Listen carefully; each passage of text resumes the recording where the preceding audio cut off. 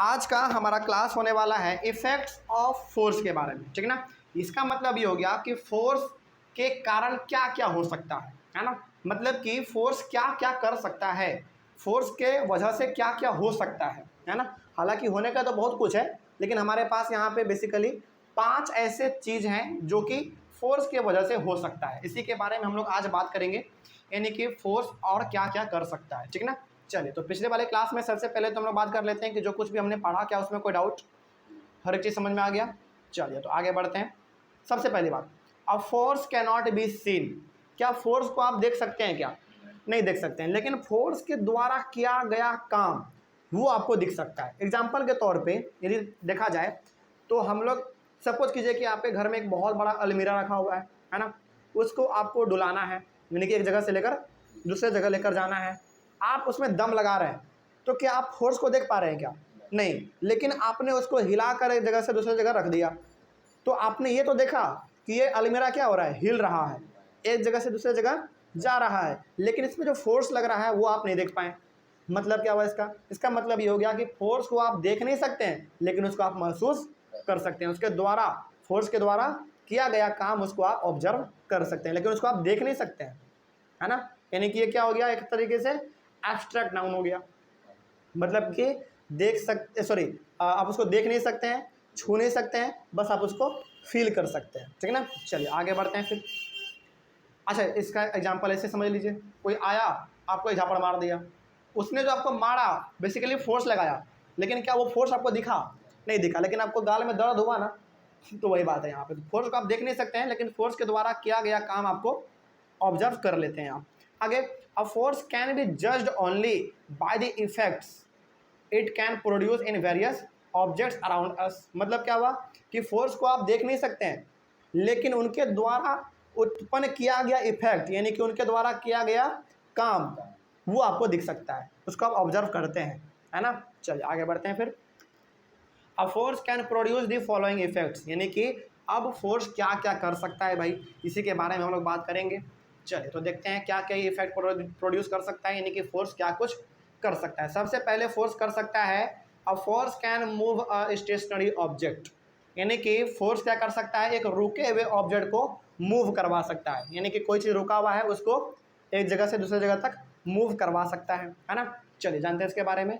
Stationery का मतलब क्या हुआ, रुका हुआ, है ना। चलिए, अ बॉल एट रेस्ट यानी कि stationary begins to move when a force is applied to it. मतलब फॉर एग्जांपल मान लीजिए एक बॉल ग्राउंड में रखा हुआ था चुपचाप एकदम, है ना, वो रेस्ट में था, रुका हुआ था, लेकिन हम गए एक लात उस पर मार दिए।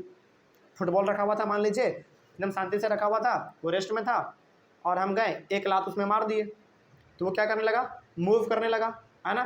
तो जो हमने लात मारा बेसिकली हमने क्या लगाया, फोर्स लगाया। तो फोर्स क्या कर सकता है, रुके हुए ऑब्जेक्ट को मूव करवा सकता है। ये पहला हमारा हो गया, ठीक है।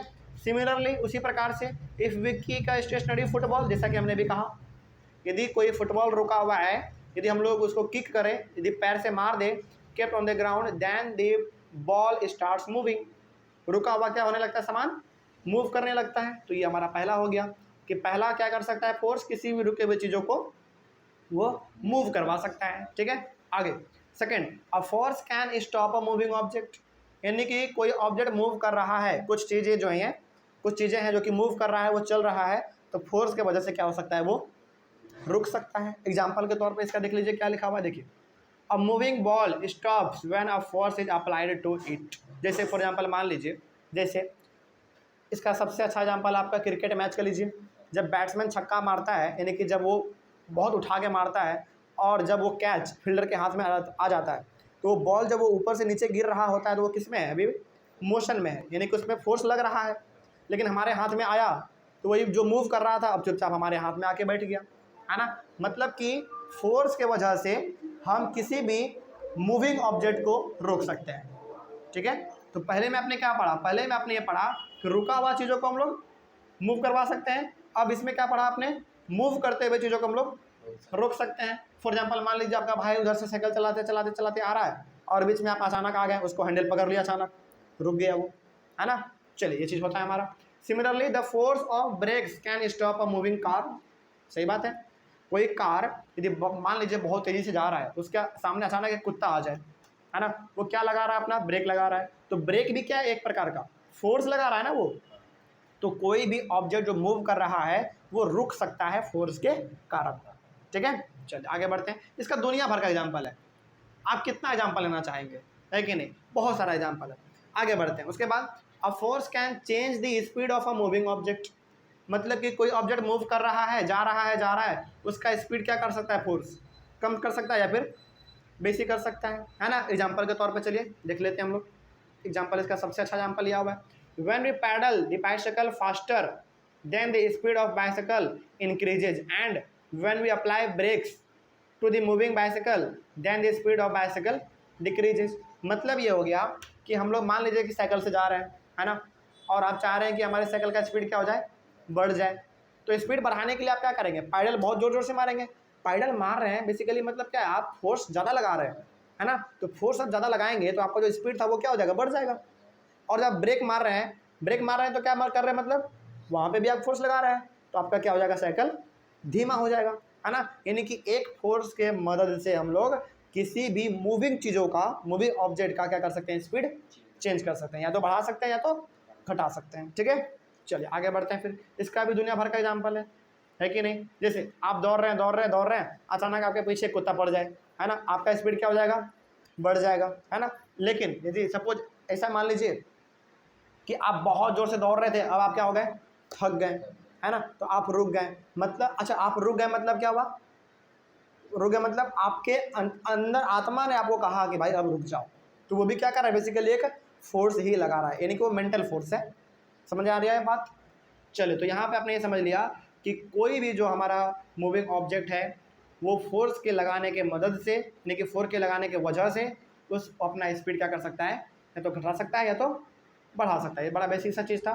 सो we can say that a force can change the speed of a moving object. तो हम लोग ऐसे कह सकते हैं कि किसी भी मूव करता हुआ ऑब्जेक्ट, जो भी वो मूव कर रहा है, फोर्स के वजह से वो या तो अपना स्पीड बढ़ा सकता है या तो अपना स्पीड घटा सकता है। ठीक ना।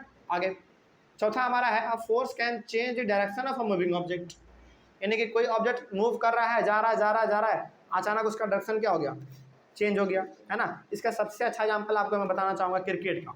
जैसे बॉलर अपना बॉलिंग करता है ना, सीधा करता है अपना, लेकिन बैट्समैन उसी बॉल को क्या कर देता है, इधर उधर मार देता है। तो बॉल तो मूव कर रहा था ना, तो मूव करते हुए ऑब्जेक्ट को क्या किया, उन्होंने डायरेक्शन चेंज कर दिया, जाके ऑडियंस के बीच में पहुंचा दिया, छक्का हो गया, है कि नहीं। तो फोर्स क्या कर सकता है, बेसिकली हमारा कोई भी ऑब्जेक्ट यदि मूव कर रहा है तो उसके डायरेक्शन को वो चेंज कर सकता है ना। अच्छा, बैट्समैन ने उस बॉल पे बैट से मारा, मतलब क्या किया, उन्होंने बॉल के ऊपर फोर्स लगाया, है कि नहीं। चलिए आगे बढ़ते हैं। फिर तो यहाँ पे लिखा हुआ है कि when a moving cricket ball is hit by a bat then the direction of cricket ball changes and its goes in another direction. यानी कि बॉलर अपना बॉलिंग कर रहा है, बैट से मारने के वजह से वो अपना डायरेक्शन चेंज कर लेता है, जिधर मन तिधर मार देता है वो।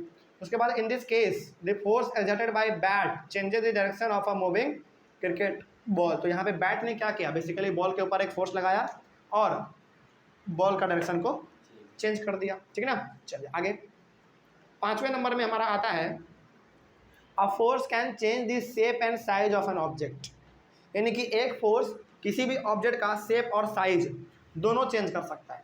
अच्छा, सबसे पहली बात, शेप का मतलब क्या होता है, शेप का मतलब होता है कि वो कैसा दिखने में लग रहा है, उसका अपीयरेंस कैसा है, वो दिखने में कैसा लग रहा है ना।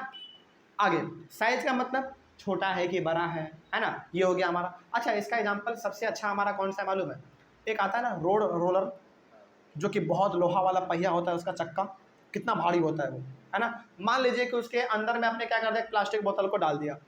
पहले कैसा था प्लास्टिक बोतल, एकदम गोल मटोल था, आपने उसको डाला, बड़ा पिचका हो गया, तो उसका क्या हो गया, शेप तो पहले बिगड़ गया, यानी कि पहले देखने में कुछ और था, अब देखने में कुछ और है। उसका साइज़ बिगड़ा कि नहीं बिगड़ा, बिगड़ा, यानी कि पहले वो राउंड था, अब वो चपटा हो गया, ज़्यादा चपटा हो गया, है कि नहीं।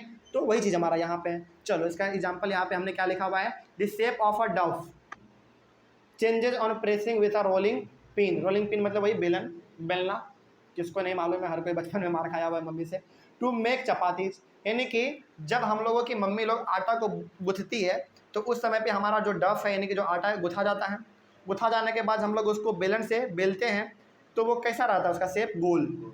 लेकिन अब वो क्या हो गया, पूरा चिपटा हो गया ना, रोटी का रूप ले लिया, तो क्या वहाँ पे उसका शेप और साइज दोनों चेंज हुआ? बिल्कुल हुआ। तो ऐसा जो हुआ वो क्यों हुआ? क्योंकि बेलन के थ्रू हमने क्या लगाया, उसके ऊपर एक फोर्स लगा दिया। तो फोर्स किसी भी ऑब्जेक्ट का शेप और साइज दोनों चेंज कर सकता है।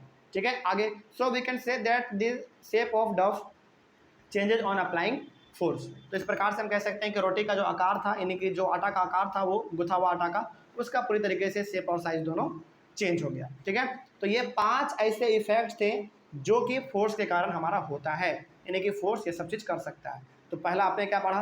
पहला आपने ये पढ़ा कि फोर्स क्या कर सकता है, किसी भी रुके हुए चीज़ों को मूव करवा सकता है ना। फोर्स जो है किसी भी मूविंग ऑब्जेक्ट का क्या कर सकता है, रोक सकता है उसको। तीसरा आपने पढ़ा कि किसी भी मूविंग ऑब्जेक्ट का स्पीड चेंज कर सकता है फोर्स, है ना। चौथा आपने पढ़ा कि कोई भी ऑब्जेक्ट जो मूव कर रहा है उसके डायरेक्शन को चेंज कर सकता है फोर्स, है ना। पांचवा आपने पढ़ा कि कोई ऑब्जेक्ट का शेप और साइज जो भी है उसके शेप और साइज को चेंज कर सकता है फोर्स, है ना।